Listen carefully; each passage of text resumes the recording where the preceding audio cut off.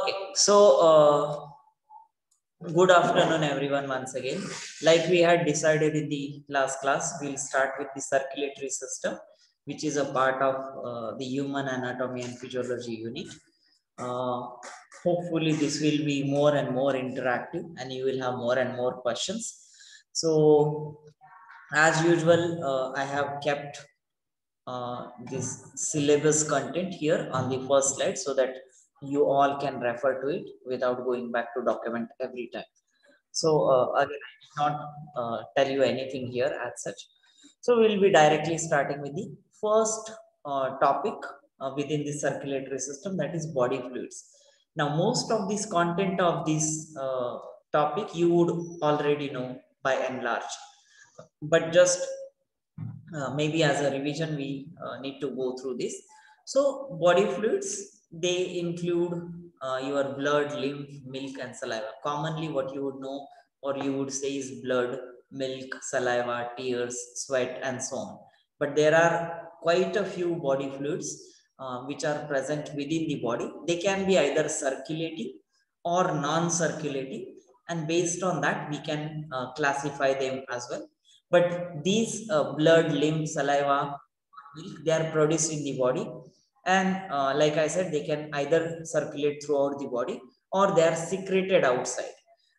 So that way this body fluid, they are differentiated. Mainly we differentiate into three main categories, that is blood, lymph and the tissue fluids. Blood, you again know it very well what blood is, where it is being like pumped from and so on. So that way we need not see it here. We are actually going to talk a lot about blood in the later slides, but just a brief idea here. Obviously it is contained in heart or pumped by the heart, flowing through the blood vessels, which are nothing but your arteries, veins and capillaries. I assume you would know the difference between arteries, veins and capillaries, and we will again revise this at the end as well. And that forms the blood circulatory system. Then lymph, which is contained within the lymphatic vessels and lymphatic organs, like for example tonsils, spleen, thymus and lymph nodes. These are just few examples. And again we will see the lymphatic system also a little more in detail in the later slides. And then the tissue fluids, in general, there are three different types of tissue fluid. That is intracellular and extracellular. You can simply say there are two types, because the transcellular is nothing but this fluid keeps on exchanging between inner cell space to outer cell space. So that is what is transcellular, across the cell. So these two types, that is intracellular and extracellular. Intracellular, that is within the cell, which is nothing but more of water, and then ions and whatever biomolecules are present, proteins, carbohydrates and so on within the cell. That will be the composition of these intracellular body fluids. And the extracellular body fluid, it will be again something similar, but it will be more of the cations and anions, like sodium plus or chloride minus and so on. Or that way all those ions, that is cations and anions, they will be in excess in the extracellular fluid. And the function of these extracellular cations and anions is obviously, you might remember that polarization and hyperpolarization of the cells, which causes the excitement of to pass on the signal and so on. Especially in nerve cell, you would know it very commonly. So that is the function of the extracellular fluid. And the transcellular, it's nothing but all those ion containing or electrolyte containing fluids, which keeps flowing between intracellular and extracellular spaces. So that way there are just these two types, that is intracellular and extracellular. So that is about this tissue fluids, which like classification of the tissue fluids. Now okay, I guess I should go. No, yeah, fine. Let me just do this. Yes. Okay, thanks. So now, before we even go into what circulatory system does and how does it function, we need to know why it has to exist at first place. right? So obviously there is the need for the transport, and why that need is existed is because of the several reasons. First being, we have a digestive system. It digests the food, absorbs the nutrients, and then these nutrients, they are transported through the blood to the different body cells. And that is why we need this transport mechanism or the circulatory system. Again, this particular whole of the process of absorption, you would have a quite clear idea. That is my assumption. The second need or the factor that like makes it important for the circulatory system is the respiratory system. That is, again, we all know the respiratory system is important for exchange of gases, that is sodium, not sodium, the oxygen and carbon dioxide. These gases are being exchanged. So oxygen is taken by the cells from lungs. It will be carried to different parts of the body cells. There the oxygen will be used up by the cell. Metabolic product, that is carbon dioxide, will be taken again back with the blood and will be exhaled into the lung. So that whole process also needs circulation. So that is another need for transport. Third factor is the excretory system. Now we again know this fact that all the body cells, they do certain metabolic processes. Now during these metabolic processes, they remove excess of salt and nitrogenous waste from the cell, and that has to be removed from the blood later. So obviously from cell it will come into the blood. From blood it will be filtered out in urine, and from urine it will go out of the body. So that way excretion as a process will also need the transport or circulation within the body to happen. The fourth need for transport to happen is one of the very important for regular functioning of the body is hormones. Now again, you know the basics of hormone, why do they exist, and like how do they function.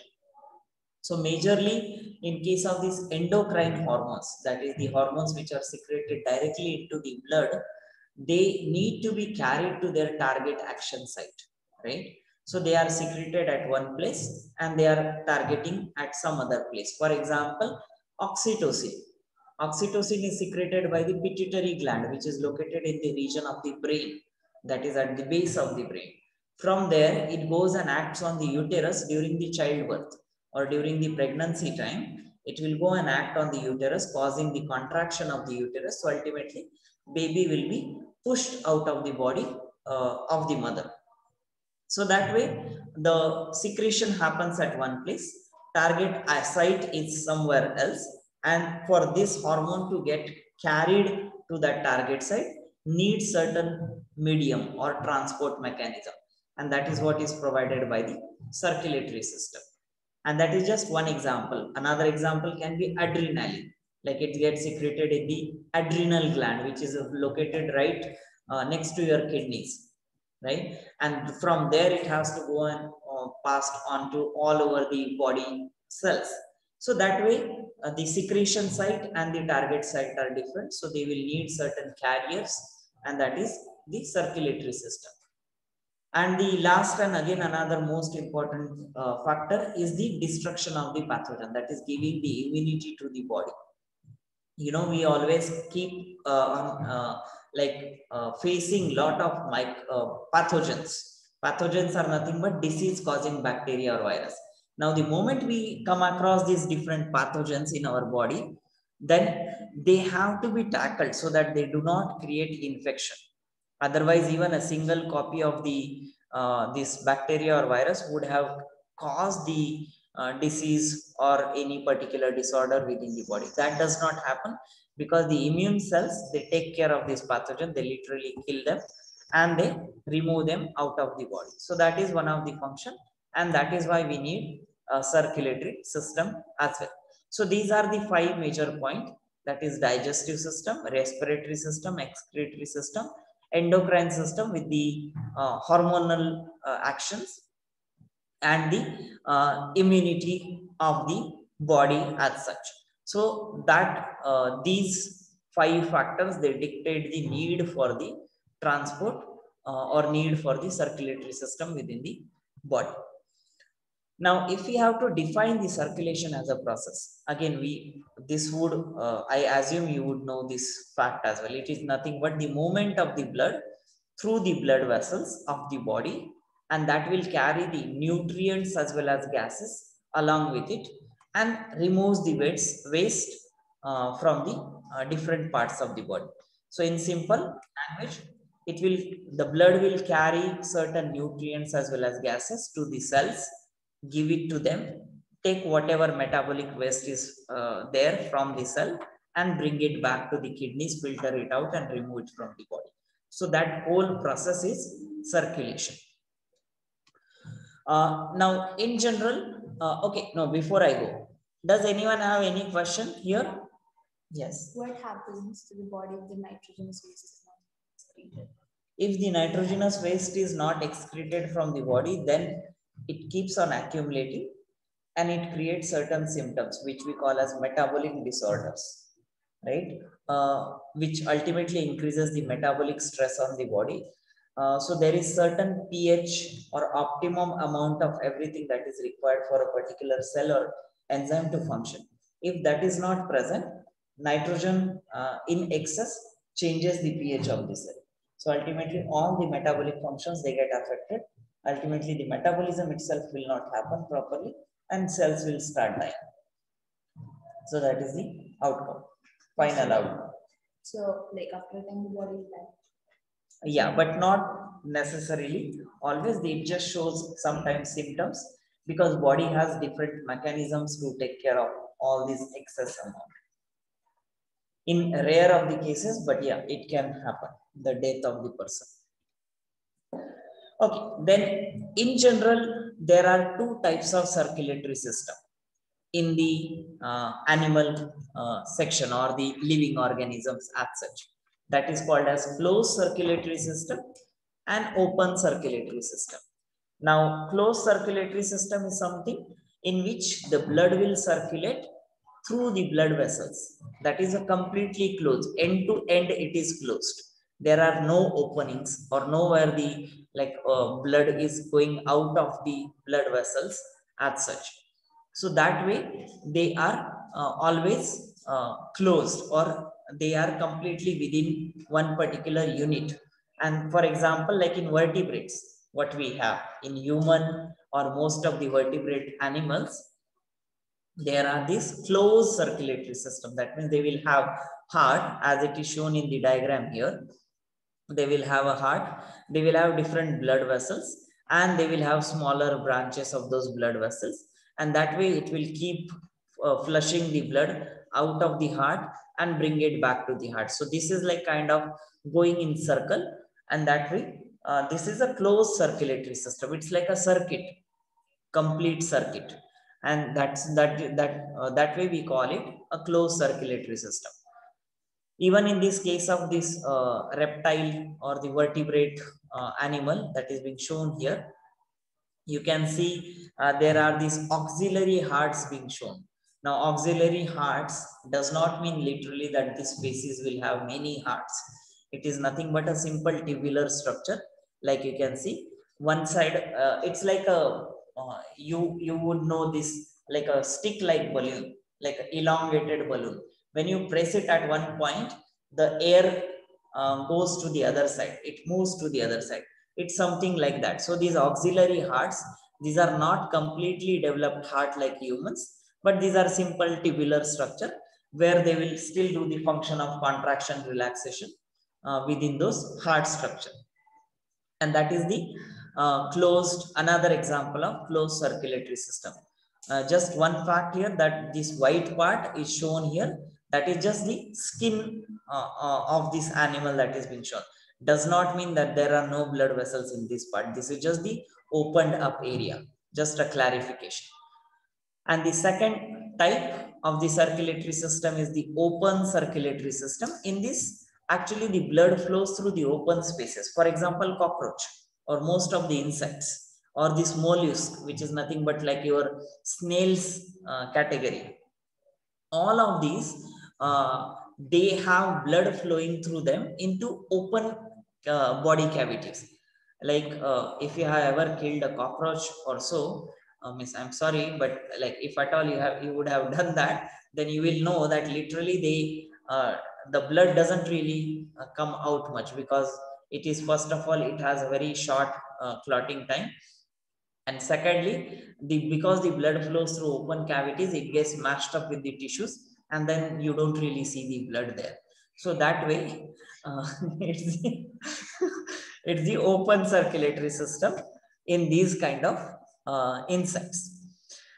Just as a representation, it is being shown here. There will be a heart, but it will not be a functional heart like how humans have it or how the higher vertebrates have it. This is again a simpler tubular structure, and which is leading to these open cavities.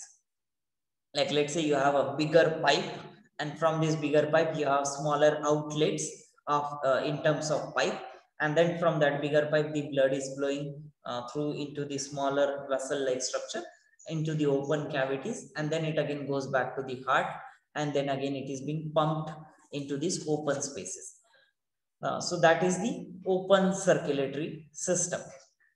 And here it says it is a tubular heart. That is what we already spoke of. It's like a like when you press at one point, the blood gets pushed forward, and then at the open cavity the blood gets filled in, and then when the other section contracts, it will again push it forward, and so on. So that is like a kind of cycle again that keeps on happening in these insects or mollusks. Any question here again? Anyone? So when the blood like splash out, like in the open circulatory system, Not always. They have very less amount of blood. what are arthropods? Arthropods, these are nothing but your hard shell organism. Oh, okay. Sir, in the open circulatory system, so the blood comes out of those smaller tubular structures and it flows throughout the body without any boundary. It flows and then again goes back into the heart. Correct. Okay.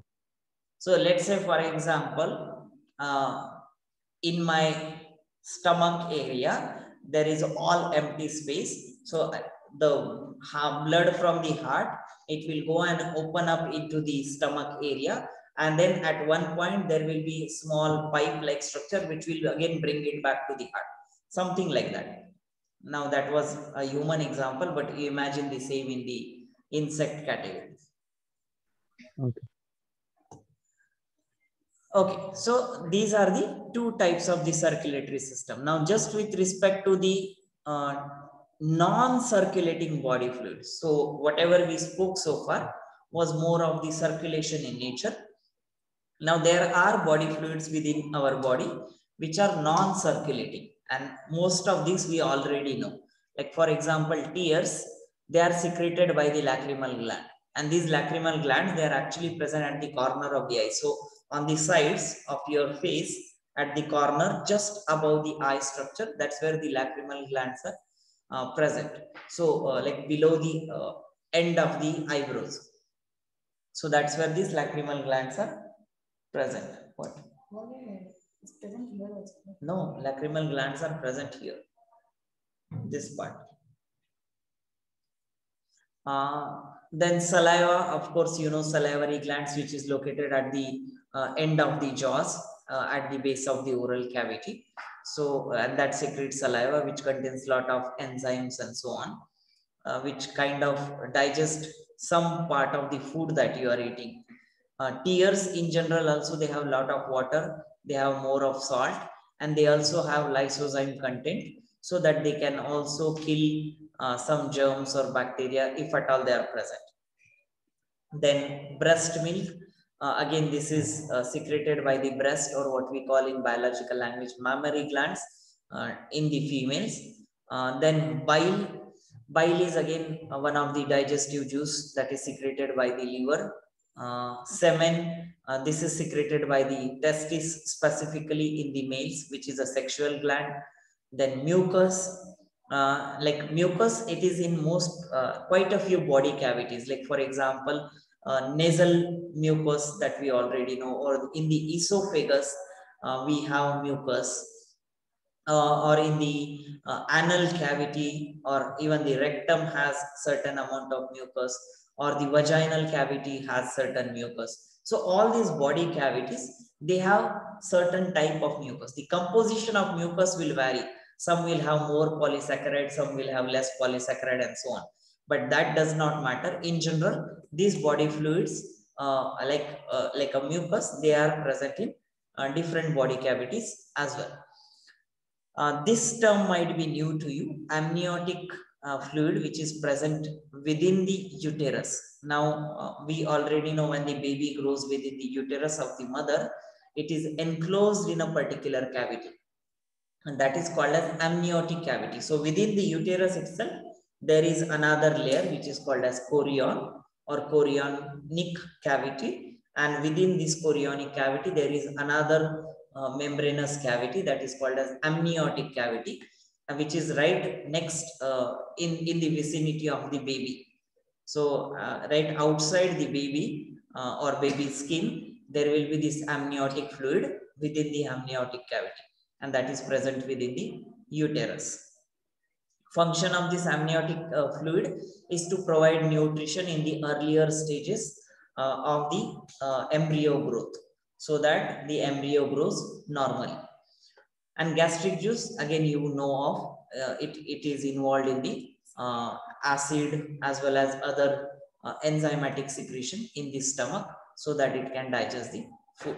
So these are the non-circulating body fluids. Earlier ones that we had seen, blood and lymph, these were the circulating ones. Again, any question here on this slide? Anyone? Sir, these non-circulating body fluids, whatever they are composed of, those stuff which need to be, those raw materials need to be transported, right, to that particular glands. So that is again a body fluid. I mean, circulatory body fluid, those raw materials. Right, you are right. But usually these, and that is when we spoke of the extracellular and intracellular fluid. So usually whatever raw materials they are required for these body fluids secretion, they are usually present and synthesized in those cells itself, right? And whatever is additionally required, blood is the kind of main supplier of them. So that way, Okay, they fine. everything through blood, and whatever otherwise is required, like let's say proteins and lipids and so on, they synthesize it within those cells itself. Okay, so that is all about these body fluids. Now, one of the most important body fluid that we know of is the blood, right? Now, blood is composed of a fluid part and a kind of cellular part. The fluid part is called plasma, and the cellular part is divided into your RBC, WBC, and platelets. Again, the basics you would know of, right? Plasma is more water. It's almost 90% of the water, 8% of the proteins. And out of these proteins, albumin is one of the most abundant protein within the blood or blood plasma. And these other proteins, they also include immunoglobulins. These are nothing but the globulin-like proteins which are secreted by the immune cells, and they provide protections against the pathogen. That's why they are called as immunoglobulin. And of course, the clotting factors, which help in the clotting of the blood. So for example, like fibrinogen, which is the soluble component secreted by the platelet cells, that will get converted into fibrin, which is insoluble component, and that way it helps in the clotting of the blood. So that we will see later sometime when we are looking into more detailed mechanisms of the clotting. But all these structures, they are present in the plasma. And total composition of plasma within the blood is almost 55%. So if you take the blood, there will be 55% of the plasma, and rest of it will be the volume of the cells. Now this second component, that is RBCs, it from a particular blood volume, there will be almost 40% of it will be RBCs. That is quite a large volume. And RBCs usually contain the protein that is known as hemoglobin, that again you know, and which gives the red color to the blood. Again, hemoglobin is having that iron compound, right? Fe molecule, and because of that, which is red in color, that is why the blood gets red color. We will look at more detailed compositions of the RBCs in the further slides. The second component, that is the cellular component of the blood, is white blood cells. Again, we know these are little fewer in number. Like the ratio of the WBC to RBCs is almost 1:600. That means if there is one RBC present, there will be if there is one WBC present, there will be 600 RBCs in the ratio wise. So you can calculate, if there are, let's say, few thousands of WBC, there will be 600 times more RBCs present in the blood. This ratio is little approximate. It is not literally like if it is one WBC, there will be 600 RBCs. That way it is little flexible, but approximately almost around 600 times more RBCs are present in the blood. The main function of WBCs, you know it again, that is to fight against the infection and keeping the body away from any such pathogens which can cause harm to the body. And many WBCs, they cross the walls of the vessels and penetrate other tissues so that they can protect those tissues as well up from the infection. Again, we will see the details and subtypes of WBCs in the slides later. And platelets, that is the third cellular component, these are very few in number compared to RBCs as such. And they help in the clotting of the blood because, like I said, they secrete this protein component, that is fibrinogen, fibrin, and so on, or plasminogen activator, and there are quite a few mechanisms that we will see later. So these are the four main components of the blood. That is, fluid component is plasma, cellular component is RBC, WBC, and platelets. So this was just the brief of the blood. I will directly move on to the RBC part, and then I can take any questions if at all there are. So RBCs, which are also called as erythrocytes, and these erythrocytes, these are anucleate. That means they do not have any nucleus, and they are biconcave in shape. Biconcave as in, I'm sure you had learned what is concave shape in physics. So you just imagine on both surfaces, there will be concave shape of the cell, which is like a disc-like structure, and that will be a biconcave shaped cell. And it is filled with hemoglobin protein, which will ultimately transport the oxygen and carbon dioxide between the lungs and the tissues. So obviously, whenever you inhale, it takes in oxygen along with the air. That oxygen will be going and binding to the hemoglobin present in the blood, that is ultimately in the RBCs. From there, it will be carried to heart. It will be pumped to different body parts. Again, that oxygen will be utilized by those cells, and the carbon dioxide will be exchanged. The cells will, in return, they will give carbon dioxide, which will be brought back to the lungs, and then the exhalation takes it out further. So that is the overall mechanism of this RBC function. Now, I have a question here. I just mentioned that these are anucleate cells. Now, if these cells, they don't have nucleus, how do they even function? Can anyone say that? How do they function? Like they just carry the oxygen. Yeah, we say the nucleus is the brain of the cell.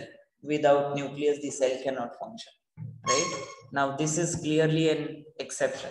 How? They have a hemoglobin, right, which helps them. Like, Hemoglobin is not a nucleus, but it's just a simple protein.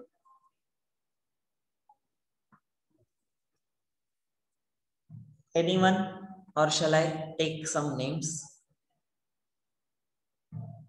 some volunteers. Who's this?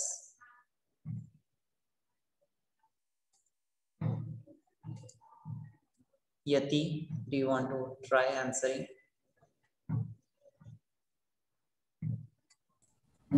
Sure. I don't know. Okay. Aryan? So if they don't have nucleus, does that mean like the membrane is in there, or? They don't have nucleus at all. But is the genetic material there? No. Nothing. No. Maybe they have only one function or something, so that is coded into some other component. In a way, yes. Akshay? Like, no, say it. Say yeah, it. that's fine. That's fine. Same thing. Okay, Akshay? Sir, I guess this is an exception where the nucleus, the function of the RBC is in such a way that a nucleus is not required. It has hemoglobin inside the cell. You already said that there is no genetic material to inside it. So so the hemoglobin only, that protein helps in absorbing oxygen and carbon dioxide. So it just transports the two gases in and out of the body. I mean, through the blood, in the blood. Right. So when we say it does not have nucleus, that means it does not do any other function. It does not even have cell organelles. So that way RBCs are. So RBCs are nothing but just a simple cytoskeleton.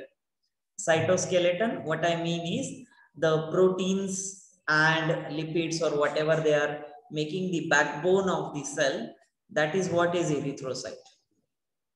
And they have abundance of hemoglobin present in it. And the main function of RBCs is to carry oxygen and carbon dioxide to and fro from heart to lungs to body cells and so on. So that way they are mainly responsible for that function. Otherwise they don't have much function. And of course the blood group system and that will be decided based on RBCs, that we will see later. But otherwise, as such, apart from this carrier function and the expression of certain antigens for blood group, it does not have any other function. It does not carry out any metabolic functions. Like how a normal cell will synthesize proteins and synthesize lipids and so on. These RBCs, they are not able to do that because they don't have any cell organelles and neither the nucleus is present. So, okay, so that is about the absence of nucleus in the erythrocyte. Now, how are these RBCs produced? Where they are produced? So they are produced with the red bone marrow, or you can simply say bone marrow of the like body or the skeleton. Now, and the process by which this happens, that is the process of preparation of erythrocytes, is called as erythropoiesis. The name might be little complicated, but erythropoiesis refers to the new production of the erythrocytes from the bone marrow cells. Now, I am not sure if you are aware of bone marrow, where all they are located. So we already know that we have long bones in our body. That is, in the upper arm, we have humerus, and the leg or the thigh bone, we have femur. These bones, they have your bone marrow. Apart from that, all the other bones, like for example, ribs or the sternum or the radius and ulna, that is the hand bones and so on. Most of these bones, they also have some amount of bone marrow portion where they will keep synthesizing these blood cells, and that process is known as erythropoiesis. Now, during this process of erythropoiesis, what happens is there are erythropoietic stem cells, which is short form as ESC. That is nothing but the stem cells which produce the erythrocytes. So that's what they are called as erythropoietic stem cells, and which are the precursors, that means from which the series of morphological changes happens. In simplest language, the stem cells, they undergo differentiation. That means they change into this erythrocyte. That is the morphological change. So that way you get lot of RBCs from the bone marrow through the process of erythropoiesis, and their precursors, they are erythropoietic stem cells, or you can simply call it stem cells from the bone marrow. The lifespan of these RBCs is 100 to 120 days. Now, that means they survive almost for 3 months or so, approximately. And after that, they are dead. Now, what happens after they are being dead? Now, you imagine millions of these RBCs, and after every 3 months, they get replaced. Now, it is not like it is like one lot has gone out in a millions, and then whole of that is dead at one time point. That does not happen. As and when the RBCs, they undergo the wear and tear process, approximately at their age of 100 to 120 days, they get recycled. The new RBCs, they continuously keep on like producing, and that way the replacement keeps on happening in parts and not like a chunk. So that way, after 120 days, these old RBCs, they are recycled by macrophages. Macrophages are those cells which are responsible for killing of the pathogens, and they are also responsible for killing of the self cells. That means whenever a wear and tear of the cells happen, that is the cells they are about to die, they will be killed by macrophages. So there will be certain expression of the proteins on the surface, which will be recognized by the macrophages. Macrophages will go and bind to those cells and ultimately break it down into parts.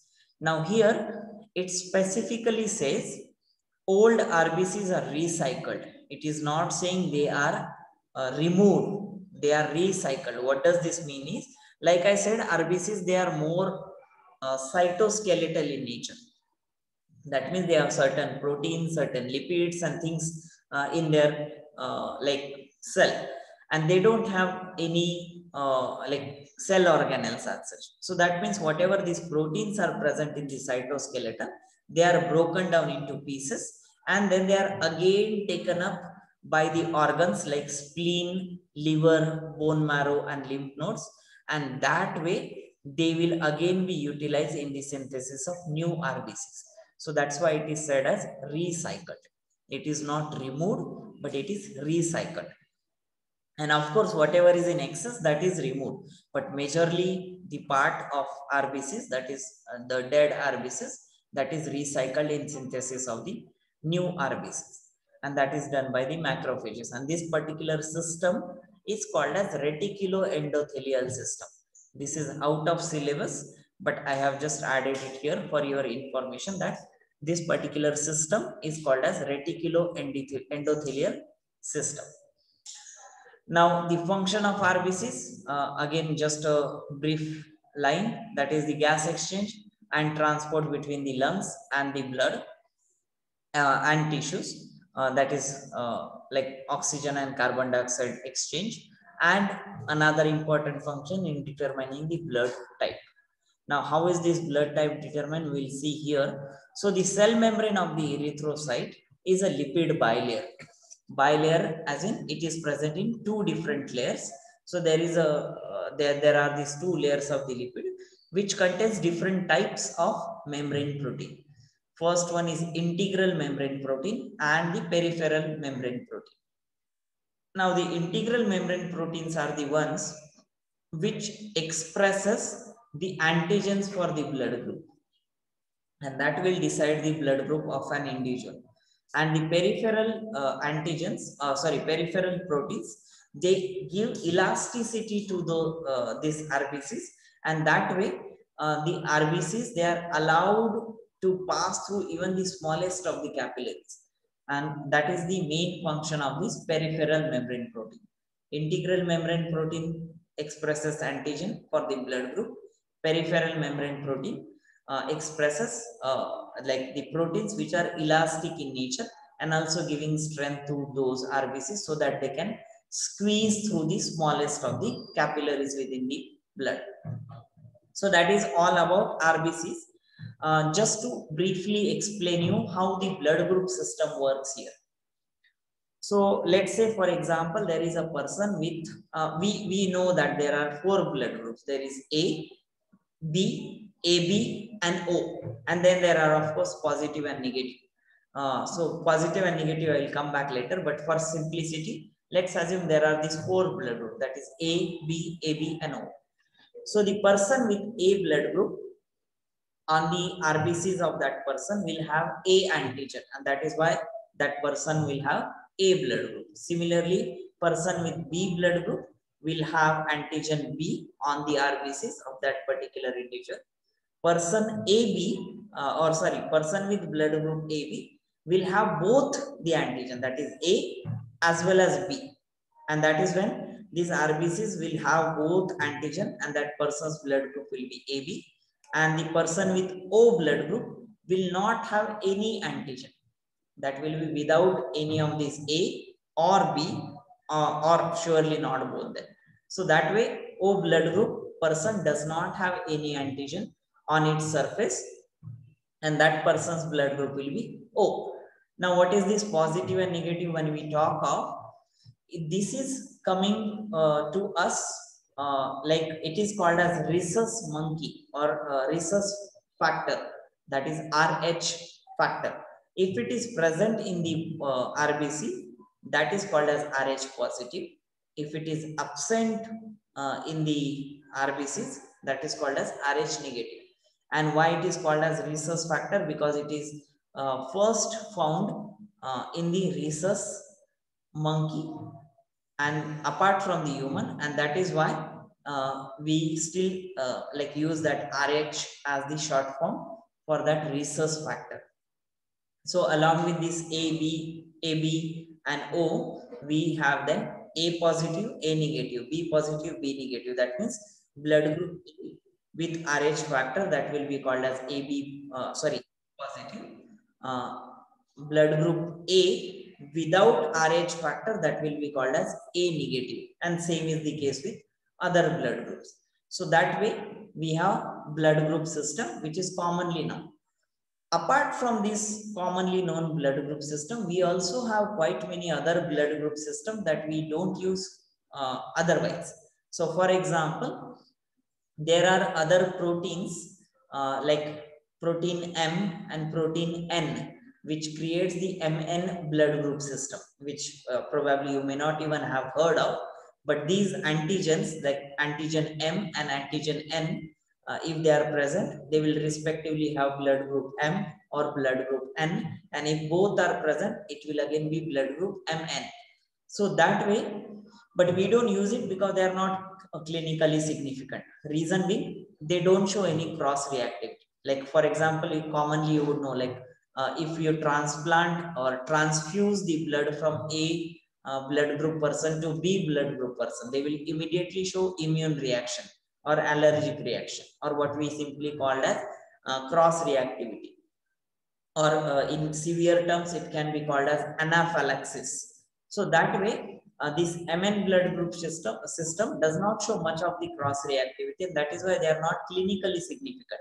On the contrary, ABO blood group system, it shows quite a lot of cross reactivity between individuals, and that is still commonly used blood group system. Okay, any question here? Anyone? Sir, Is trying to speak? Yes.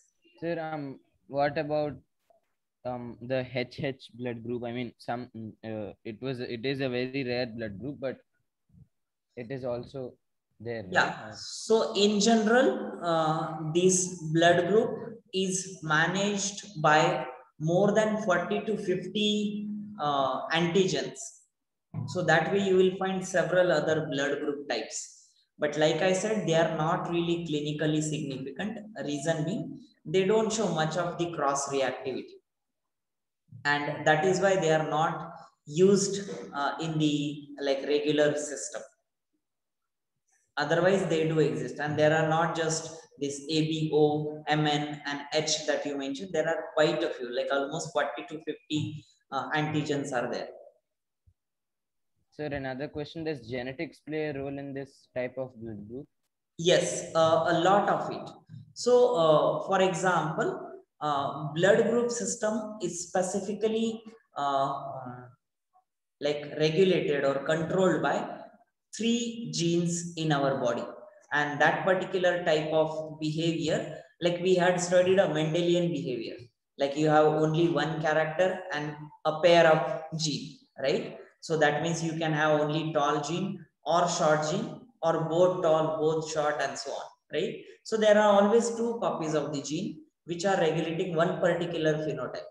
In this case, there are more than 2 copies of the genes. That means there are more than 3 pair, right? That means total 6 genes, 3 pair or 6 genes that regulate this ABO blood group system. And that is called as non-Mendelian behavior. And that is an exception, one of the exception to the what we had studied as a Mendelian cross. And that comes under multiple allele gene interaction. Multiple allele means more than 2 alleles for one particular phenotype, that is the blood group, and interaction happens between these genes, and that leads to different blood group system. So it is actually like, again, if you are interested, we can discuss this sometime, because like I guess I'm teaching in class 12. Recently, I just finished this ABO blood group system and how they are regulated with respect to the genetic makeup of a person. So that way, this blood group system works. Anyone But else? we can draw the Punnett square for even the blood group, right? Sorry, come again. We can draw the Punnett square for even the, I mean, even for this, right? If we know all the 6 genes for both mother and father. Yes, correct.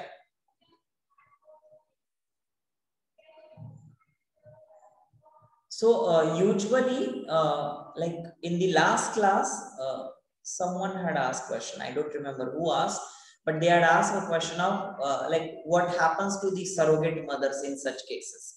Does it also create complication if the blood group they are not matching? So usually, even in this case of surrogacy, the offspring's blood group, which is predicted, and the surrogate mother's blood group, they are checked for the compatibility. Like obviously from the parents, mother and father, you would know the blood group or the possible blood group of the child, and surrogate mother's blood group, obviously we can check it. And that compatibility check is already done so that there are no complications happening during the pregnancy. So that thing is already done.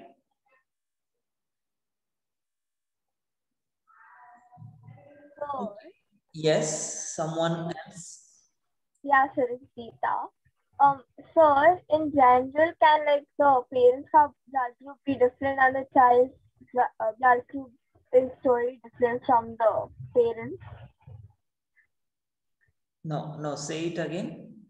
See, the mother's blood group is suppose A and the father's blood group is B, and the child's blood group comes O or something. Then is it possible? No. If the father has A or mother has A and the other partner or the other parent has B, then it is less likely that the child will have O blood group, because either of these antigen or both of these antigen, either of these antigen or both of these antigen will go to the offspring, right? There is a rare chance in which both of these antigens will not go. So that is when it is not so simple, like we talk of the Mendelian behavior. Like we say, if one copy of the dominant gene is present, then it is simply expressed as that dominant phenotype. But in case of blood group, that is not the case. So that is when I say, like it may not be the case that a child will have O blood group in that particular case. But also there are quite a few complications with respect to blood group. Like let's say, for example, a father has positive, let's say A positive, and mother has A negative blood group. and they have passed down the same gametes to the child. Now there within the child, when the fusion happens, fertilization happens, there is a cross reactivity reaction because father is positive, mother is negative, and both the phenotypes, they are dominant there. Right now you would imagine why both are dominant. That is what is non-Mendelian behavior. So if both are dominant, then that means both are going to get expressed, and that is going to show the cross reactivity. One is Rh positive, other one is Rh negative, and they will show cross reactivity. So then in that case, the child will show the cross reactivity. Mother may or may not show, but the child will surely show. Or in the other case, let's say for example, mother is Rh negative, and the child which is being produced or growing within the mother's body is Rh negative. Did I say? Mother is Rh negative and the child is Rh positive, for that matter. Yeah, mother is negative, child is positive. And then when the child's blood will enter the mother's body, it will again show cross reactivity, and mother will actually show the anaphylactic reactions or the allergic response, that what we commonly know as.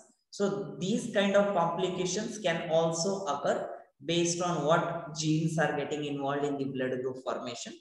So that's when this non-Mendelian behavior is discussed. Did that answer your question, by the way? Yeah, you did. And sir, Rh negative as Rh positive now. Sorry, your voice is breaking a bit. Oh, sir, Rh negative is not as common as Rh positive now. So it's a rare chance, right? Yeah, relatively yes, because it is a recessive phenotype. So until and unless both parents they are negative, in that case that does not happen. But again, it is not so simple, like I say, because there are these multiple alleles being involved in there. But in a way, yes, you are right. Okay, people, I guess we should stop here. It's already 3 minutes past. If you have any question, please note it down, and then in the next class we can discuss it. Yeah.